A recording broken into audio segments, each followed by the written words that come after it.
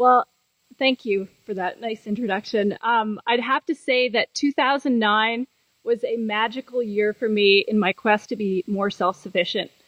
I'd had an energy audit on my home, and they said that I needed to spend a few $1,000s in order to get it energy efficient. And I didn't have that sort of money, and so I wanted to do something quickly and effective that would make quite the impact. So I called Clean Calgary, and they came around for the first visit. We talked about energy and water conservation, and I'd done a pretty good job. I'd renovated a bathroom, put in some low flush toilets, but I still geared up to do more. We looked at our cleaning products, and we made a plan for getting rid of all the toxic chemicals that I had at home. I stopped buying them and started finding more places that I could buy the good stuff. I purchased and set up a worm bin in my basement and a digester. And at the same time, the Blue Recycling Program came to our community. And I started thinking that because my triplets were toilet trained, that I might actually be able to achieve a no garbage household.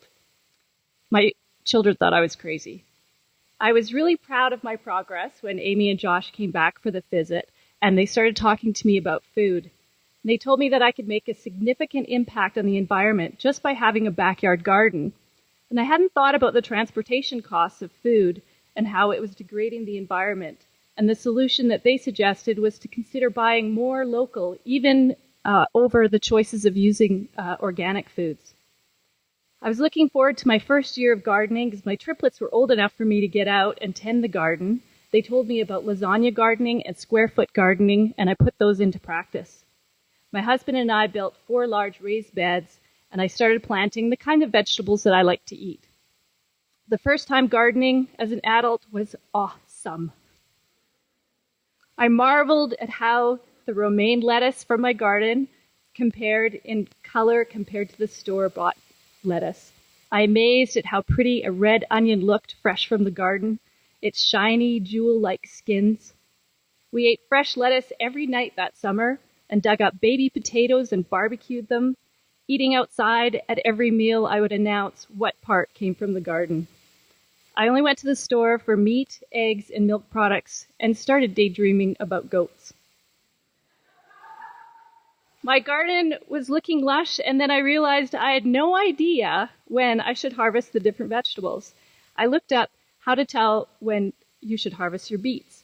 I signed up for the online newsletter from Mother Earth News and would spend days reading articles about everything from passive solar heating to how to braid onions. One day, an ad popped up to win a chicken coop. Eggs all year round sounded pretty good. Then that Thanksgiving, everything on our table except for the wine, turkey, and cranberries were from our garden. I was thankful. Our garden stores were getting very low in our basement, and I anticipated by the end of November we would run out of potatoes and frozen vegetables. And I was really disappointed that we didn't have year-round food because of our short growing season. So I considered seriously the idea of getting chickens for the eggs. The more I looked into it, the more I realized how they were fabulous little creatures, converting table scraps into eggs and producing compost for my garden while eating bugs and weeds. I found out that Calgary outlawed chickens and decided that I would join the local activists to get the bylaw changed and plan on getting a coop and chickens in the spring, even if the law wasn't changed. I researched compelling arguments and worked on a manual for chicken owners that would take into account the concerns of local citizens. Then late October, 4 chickens needed rescuing, and I thought, it's just a bylaw. It's like not shoveling your sidewalk within 24 hours. The rescue fell through, but I was determined to get chickens anyway.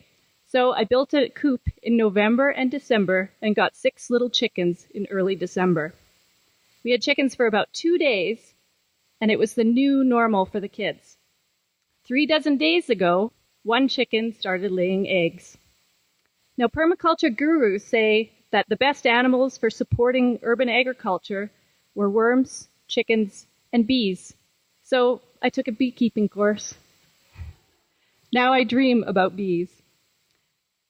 Looking at the transition from peak oil and started thinking at building self-reliant skills in each household and businesses in the community to support that skill development and one-time needs such as chicken coop building or gray water management.